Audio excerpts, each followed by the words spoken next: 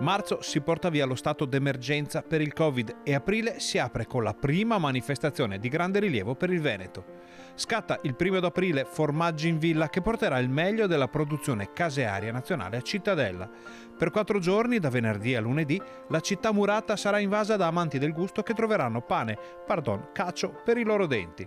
In ballo anche altri settori dell'enogastronomia nazionale, approfondimenti, focus, degustazioni guidate e tanto altro ancora. Nel segno del destino, la prima manifestazione che abbiamo annullato nella programmazione degli 800 anni, la prima manifestazione vera di dimensione nazionale che Cittadella è pronta ad accogliere nel post pandemia. 31 marzo finisce l'emergenza sanitaria, il 1° aprile vi aspettiamo a Formaggi in Villa tra le mura di Cittadella. L'evento doveva rappresentare l'avvio delle celebrazioni per gli 800 anni delle mura di Cittadella, poi tutto è finito nel tritacarne dell'emergenza Covid. Ma ora ci sono le condizioni per ripartire e la città murata guarda al futuro con rinnovata fiducia. Questa era la manifestazione di inizio dei nostri festeggiamenti nel 2020 per gli 800 anni delle mura.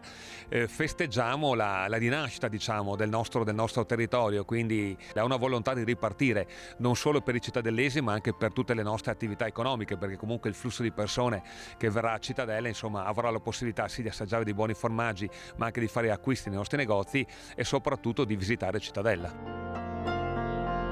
Partner dell'iniziativa è il Consorzio di tutela del formaggio Asiago DOP, che si presenta alla riapertura delle grandi manifestazioni nazionali del settore con i motori già caldi. L'importanza e soprattutto l'attesa è grandissima.